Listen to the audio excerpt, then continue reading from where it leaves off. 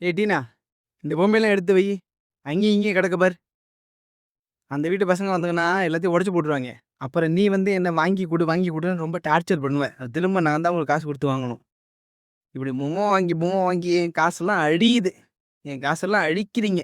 அம்மா இது அழிஞ்சு போற இந்த உலக பொருளால அழியாத ஆத்மாவை சம்பாதிக்கணும். நீங்க எனக்கு சின்ன பிள்ளையில வாங்கி கொடுத்த எல்லா டாய்ஸும் அழிஞ்சு போச்சு. இப்ப இருக்கிற பொம்மையும் கொஞ்சம் நல்ல வீணா போயிடும். ஆனா இதை வச்சு விளையாடுற பிள்ளைங்களுக்கு நீ ஆண்டவரோட அன்பை சொல்லி கொடுத்து அந்த ஆத்மாவை சம்பாதிக்கலாம்ல.